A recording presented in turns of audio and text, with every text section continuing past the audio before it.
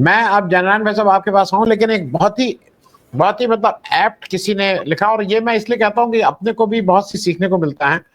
मेरे एक दर्शक है, वो लिख रहे हैं कि इस देश में पाठशालाएं बंद हो रही हैं, मधुशालाएं खुल रही हैं। और ये सही बात है। उत्तर प्रदेश में 27,000 आप स्कूल बंद कर रहे हैं, और रोज नए कौन सा बार और फलाना बार मॉडल शॉप हमारे यहाँ खुलती है, जहां मतलब वहीं बैठ के पीजिए और उसमें चना फना सब आपको दिया जाएगा फ्री में, खाने पीने को फ्री में दिया जाएगा। मैं जनरल में सब 2-3 चीजें इसलिए, क्योंकि आप एक पॉलिटिकल पार्टी से हैं, लेकिन एक वरिष्ठ राजनेता भी रहे हैं।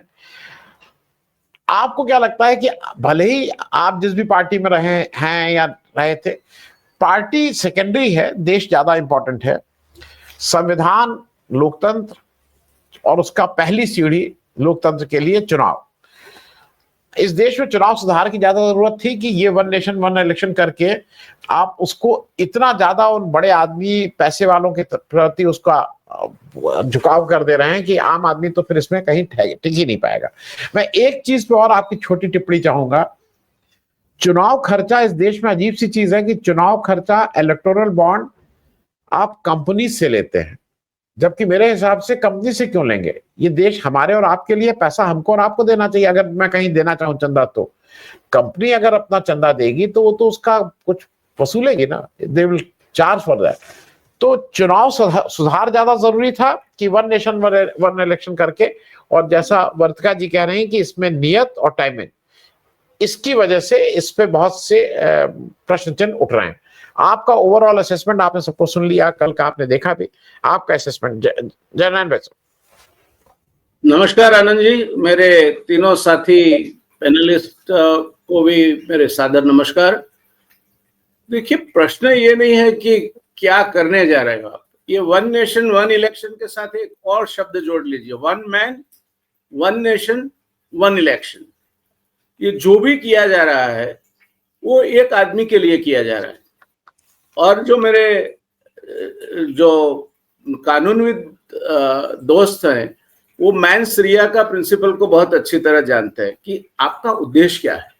आप अगर एक लाठी कुत्ते को भगाने के लिए मारो और किसी को लग जाए तो it is negligence, it is not grievous hurt cause knowingly.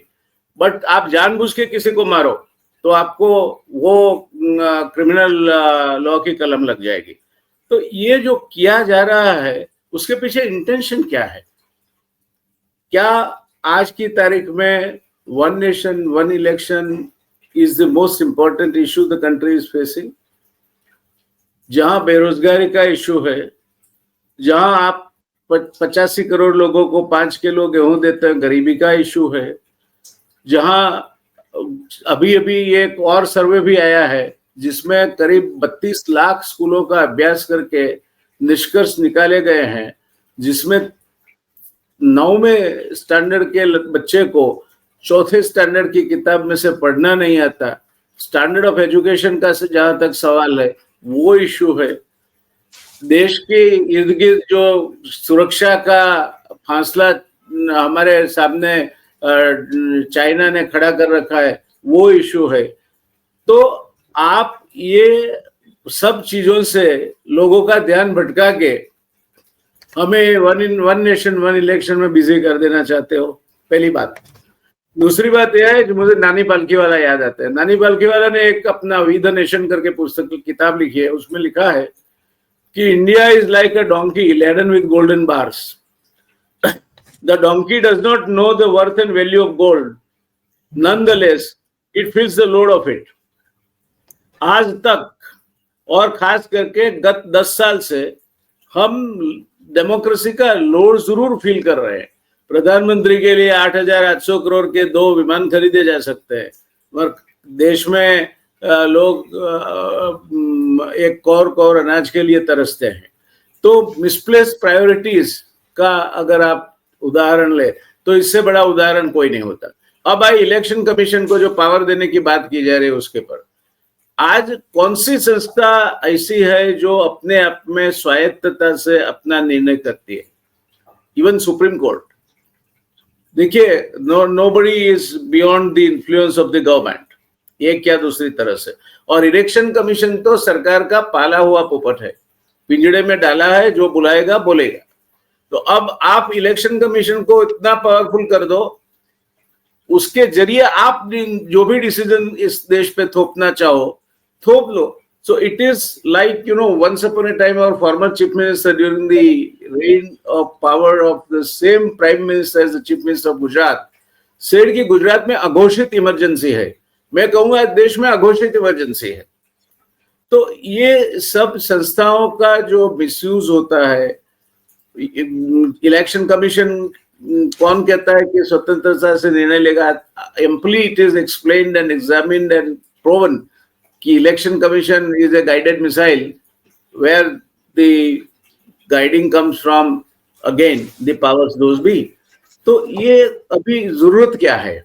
मैं मानता हूं कि ये चर्चा इन्होंने जो बेसिक इश्यूज है उनसे लोगों का ध्यान भटकाने के लिए ये इश्यू खड़े किए कि ये इश्यू पे लोगों का ध्यान भटकाया करो, बेरोजगारी सो जाएगी, महंगाई सो जाएगी, बेरोजगारी सो जाएगी, सब चीजें एक और हो जाएगी और वन नेशन वन इलेक्शन आ जाएगा। अब रही बीजेपी के भक्त लोगों की बात, मैंने अहमदाबाद में चार्टर्ड अकाउंटेंट्स और डॉक्टर्स देखे हैं जो कोरोना के टाइम पे थाली बजाते थे या मोमबत्ती जला के कोरोना भगाने का प्रयोग करते थे।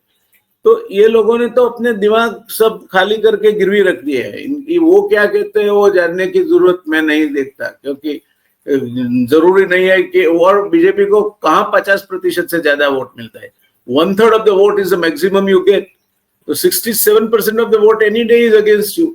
So you being a ruling party doesn't mean that you command the majority in your own right and take the decision as far as the country is concerned. तो कई मुद्दे ऐसे हैं कि मैं मानता हूं कि बीजेपी को नैतिक अधिकार नहीं है ये इस तरह के मुद्दों पे निर्णय लेने का। और हमारा जो फेडरल स्ट्रक्चर है, अब राज्यों की बात पे आई, एक साथ इलेक्शन आप करो, राज्य के इश्यू अलग है, केंद्र के इश्यूज अलग है, आप कौन से मुद्दों पे प्रचार होगा, कौन से मुद्दे पे एक कॉमन वोटर वोटिंग करेगा, कहाँ इसको आप कंफ्यूज करके छोड़ोगे, कहाँ ले जाओगे, ये सब मुद्दे काफी अहमियत रखते हैं। तो ये सब चीजों को ठंडे बस्ते में डाल के अभी ये बहस खड़ी करना वन नेशन वन इलेक्शन की, ये सिर्फ न सिर्फ इनके पास आने वाले समय के लिए कोई मुद्दा नहीं है, तो मुद्दों की तलाश में है। ये मुद्दा अब राम मंदिर चला गया, 370 चला गया, कॉमन सिविल कोड चला गया, बीजेपी के पास कोई मुद्दा नहीं है जो मुद्दों को लेकर वो वोटर्स के सामने जा सके। तो मैं मानता हूं कि ये एक ड्रामा है। Prime minister has an insatiable appetite for power and money. Mercifully the third thing I leave it to Subramanian Swamy. So you cannot go by whim of a person who in his own right wants to be a dictator of this country. अभी 75 साल का विवाद तो चालू है। उन्होंने 75 साल के नाम पे कई लोगों को रिटायर कर दिया, आप खुद नहीं होंगे रिटायर। भागवत जी ने मुद्दा छेड़ा है, कमनसीबी है कि इनका 75 साल का होना मोदी के 9 दिन पहले होता है, तो भागवत जी रिटायर नहीं होंगे क्योंकि आरएसएस के कॉन्स्टिट्यूशन में कोई इससे प्रावधान नहीं है। वैसे भी बीजेपी के कॉन्स्टिट्यूशन में भी, जैसे अमित शाह कहते हैं, कोई प्रावधान नहीं है। तो ये सब मुद्दों में मुझे केंद्र स्थान में रख के मुझे क्या सूट होता है, मैं how can I perpetuate the power, how can I hold more and more power and deal with the things in the country, इसी का ये एक स्वरूप one election one nation one election है। अत्यंत डेंजरस आइडिया है और मैं नहीं मानता कि इसके आने के बाद देश में कोई भी तरह का किसी के भी माइंड में कोई शक होना चाहिए कि हम डिक्टेटरशिप की ओर अग्रसर हो रहे हैं, और वो एक ही काम करेगा, इस देश को तोड़ेगा।